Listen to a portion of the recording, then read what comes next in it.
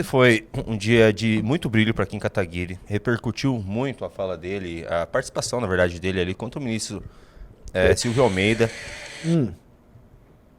Diga. Tanto pela esquerda como Sim. pela direita. Foi geral. O MBL e o Kim Kataguiri ficaram em Trending Topics o dia todo. Mexeu com muita gente, Renan Santos, principalmente na direita. O que eu vi hoje? Muito canal de react bolsonarista reagindo ao Kim e com orgulho. Eles fazem sempre aquele disclaimer.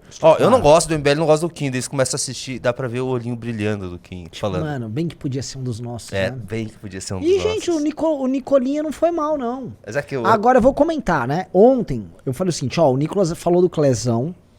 Cara, o Silvio Almeida vai... Se eu fosse o Silvio Almeida, se eu fosse um esquerdista, tá? Porque tem que fazer também o meu disclaimer aqui pra sempre ver uns cortes de vagabundo aí. Eu responderia tá. Cara, é que o Silvio Almeida não respondeu com o mesmo brilhantismo que eu. Mas ele respondeu. E é aquilo. Não dá pra falar, assim, que você tá preocupado com direitos humanos no sistema prisional, sendo um cara de direita hoje, sabendo que o Silvio Almeida é um cara que é atacado pela direita por querer fazer turnê de direitos humanos em presídio, tá? Inclusive, uma das argumentações do Kim é: me dê provas concretas do seu trabalho em prol das vítimas da violência aqui no Brasil, já que você é ministro dos direitos humanos, né? Então, ou seja, ali o Silvio Almeida ele conseguiu tirar uma lasquinha do Nicolas, mas o Nicolas não foi mal, não. Eduardo Bolsonaro, não é que ele foi mal, ele foi lamentável, tá? O Eduardo Bolsonaro, lamentável, mas o Nicolas, assim, o que tá acontecendo é o seguinte, dos bolsonaristas, tá muito claro que o polemista, ou aquele cara pra estar nesse debate público, é o Nicolas. É o único que tem meios pra fazer isso, tá? O restante realmente tá num nível muito baixo, não tem condições de fazer. Outra coisa que me mostraram, tem uma thread do Danilo rodando no Twitter, né? Não do Danilo Gentili, do Danilo Geber, muito interessante, mostrando assim que quando viram que o Silvio Almeida ia lá, eles botaram os seus dois principais soldados. Porque Nicolas e Eduardo são os dois maiores soldados do bolsonarismo. E eu vou só entrar nesse detalhe aqui. O Eduardo, ele é um filho carnal e o sucessor em redes sociais do pai, tá? Não é o Carluxo, tampouco é o Flávio. Essas duas coisas precisam ficar claras.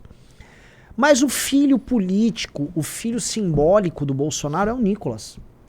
Se o Bolsonaro pudesse ter um filho com a Michelle e ele representasse, vamos dizer, em termos políticos, os pais, é o Nicolas. Ele é um conservador como pai, evangélico como a mãe, espetaculoso como os dois. O Nicolas, na cabeça do bolsonarista, ele é o filho do Jair da Michelle, entendeu? Ele não é um filho de certidão do nascimento, mas simbolicamente ele representa muito mais a união Michelle-Bolsonaro do que qualquer um. Então, o Nicolas é considerado o filho e o sucessor dos bolsonaristas. Então, foi o Nicolas e foi o Eduardo. Entre Nicolas e Eduardo, deu Nicolas. Entre Nicolas e Silvio Almeida, deu uma vitóriazinha leve pro Nicolas. Só que, ó, veja só, e aí entra o problema que você levantou. Nem Nicolas nem Eduardo foram os caras ontem. Foi uma terceira pessoa que não quer ser filha de Bolsonaro.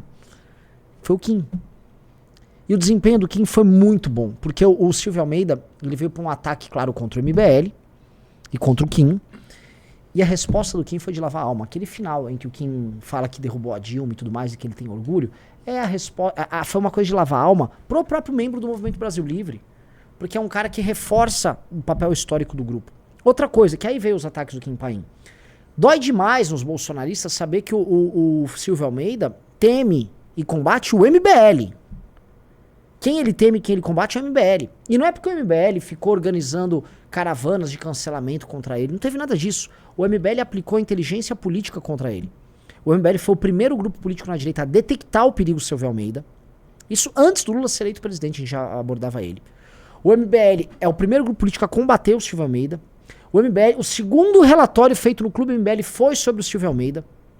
A figura política, dentre os grandes nomes de direita, a falar com maior propriedade sobre ele é o professor Paulo Cruz, que é negro como o Silvio Almeida e que rechaça as teorias do Silvio Almeida. A gente inclusive já fez, o Junto vai lembrar, um podcast com o Paulo Cruz aqui, em que ele abordava essa questão do Silvio Almeida, essa questão do racismo estrutural. Então, veja só, nós já estamos abordando esse cara há muito tempo. E nós estamos combatendo, alertando sobre ele há muito tempo. Muito mais tempo que o bolsonarismo. E aí o Silvio percebe isso. O Silvio já não é de hoje, já tá de olho nos conteúdos nossos. Você acredita que o Silvio tá visitando os stories do Instagram de galera nossa? O Alisson Pacheco de Santa Catarina, que tem um perfil pequeno, ele fez uma postagem nos stories dele sobre o Silvio Almeida. Tava lá o Silvio Almeida vendo os stories dele. Então se o Silvio Almeida tá vendo os stories do Alisson, imagina o restante da galera. O Silvio tá de olho na gente. E aí pra esses bolsonaristas que precisam vender que nós somos amigos da esquerda e tal, isso aí dói demais. Aí eles são obrigados a fazer uso daquele Kim Paim, dizendo que, como é? Que nós temos um acordo com o cara, com o Silvio Almeida. E ele disse isso na mão cara dura, que nós fechamos um acordo com o Silvio Almeida pra ganhar protagonismo. E veja só, pra abafar o dossiê que ele fez, em que ficava claro que nós iniciamos o inquérito das fake news e tal, que a gente já respondeu aqui, e que é uma presunção muito boba, mas assim, ainda que seja falsa, eu gosto. Kim Paim, ainda que seja falso o que você disse, você quer atribuir a nós o papel de destruidores de gente como vocês, eu quero ser o destruidor de gente como você. Então se eu não quero, vamos dizer, em termos históricos, porque não fomos nós, pode ficar a tua versão da história, eu aceito essa versão, tá? Eu aceito essa versão. Eu quero que você e a tua turma se danem. Eu não desejo nada de bom pra vocês. Vocês são os canalhas. Vocês são os traidores. Vocês fizeram gente ser presa. Vocês usam os outros pra ganhar dinheiro. Vocês são os merdas. Não ligo pra isso. Não precisa abafar história nenhuma. Tá tudo bem aqui. Aí o problema, que esse é o real problema, é que é o seguinte. O Kim Kataguiri e o MBL estão chegando pro bolsonarismo. E o bolsonarismo tá gostando do que tá vendo. Os eleitores deles estão gostando do que estão vendo. Porque o nosso trabalho é bom. Os nossos representantes são melhores. O que eu faço quando o Faustino é melhor do que os caras de vocês? O que eu faço quando o Costenaro é melhor que os caras de vocês? O que eu faço quando o Pedro Duarte é melhor que os caras de vocês? O que eu faço quando o Guto é melhor que os caras de vocês? O que eu faço quando eu tenho o Kim Kataguiri? Vocês têm todos esses caras com milhões de votos. Eu tenho o Kim Kataguiri. Por que você não fala do Bétega? Eu nem cheguei lá ainda. Nem cheguei lá ainda. Nem cheguei lá. Tem Amanda, Arthur Scara, Guto lá do interior. Não tem falando do Guto Zacarias. Márcio Colombo, Glauco Braido, Pedro Umbelino. Meu Deus, é muita gente. Sandro. Meu Deus, o Pedrinho enfrentando facção. É muita gente. João Bétega, o grande. Que aliás, deixa eu comentar, tá? João Bétega tá sendo perseguido, ele e o Faustino. Por? Transfobia. Sério? Denúncia ridícula que a esquerda de lá tá fazendo. De acordo com eles querem tirar o Bétega da eleição com base nisso, né?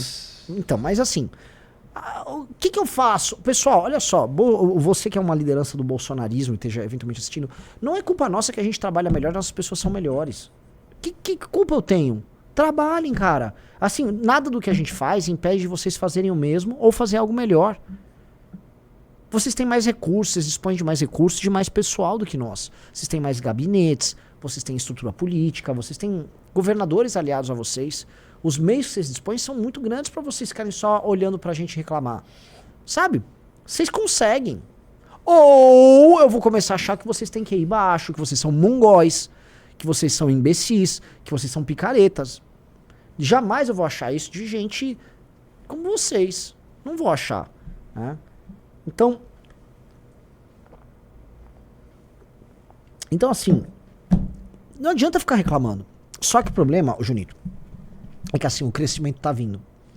E como dizia, eu acho que caiu por terra hoje a grande teoria, que é o teorema de Juan Patrick, que é a ideia de que o crescimento deve ser silencioso. Tá muito gritante. Não dá pra ser silencioso mais, porque o crescimento tá gritante. E aí eu pergunto pro profeta e pro nosso sempre líder Juan Patrick, coloquem aqui Ave Juan Patrick no chat todos, por favor. Porque ele é tipo o oráculo de Delfos, né? Ele é uma pitonisa. O que Juan Patrick, lá do norte de Minas, sob aquele calor escaldante, nos dirá após entrar em algum delírio, num êxtase, né? No oráculo de Juan Patrick. Eu não sei, mas Juan Patrick, algo vai vir na cabeça dele pra iluminar, porque a tese do crescimento deve ser silencioso, ela já não funciona mais. Tá, como o Junito disse, tá gritante. E tá machucando esses caras. Agora, não deveria machucar esses caras. Eu estive em Brasília, tá? O que reforça as teorias do Kim Paim, que eu fui me encontrar com o Silvio Almeida pra fazer esse acordo com o Kim. Eu estive em Brasília. E depois eu fui encontrar o Kim. E eu encontrei o Kim Kataguiri. Fui inclusive jantar com o Kim Kataguiri ontem. E o que eu posso dizer pra vocês, gente? O cara é especial. O cara é especial mesmo. O cara, ele é de outra natureza. Outra coisa, os deputados bolsonaristas não querem ficar em pé de guerra com a gente. Essa é a novidade, tá? Eu tô falando sério, Junito. E não é por conta daquilo da Bia Kiss ontem, ou do próprio Gil Diniz com o Guto aqui em São Paulo, que foram tentar bater no Guto, o Gil Diniz saiu em defesa dele. É porque pra eles já não faz sentido essa briga. Esses caras estão estabelecidos. E esses caras, olha, existe dentre eles gente que não é picareta e que quer genuinamente fazer oposição. É real, quando o Gil Diniz defende o Guto, ele não tá fazendo isso pelos estímulos de algoritmo e de like. É porque o Gil Diniz realmente odeia a esquerda. Ele odeia a esquerda tanto quanto ele ama o Bolsonaro, entendeu, Junito? Ele realmente odeia a esquerda. Então, ele via ali o Guto como alguém útil. Porque se eu fosse seguir na lógica fria deles, ele só ferraria o Guto. Como ele fez isso com o Arthur. Ele trabalhou o tempo todo pra ferrar o Arthur. Ele foi colocado lá pra isso. Só que então tem gente ali tentando. Então, a gente poderia ter uma relação mais pacífica com esses caras. Pra fazer oposição. Poderia.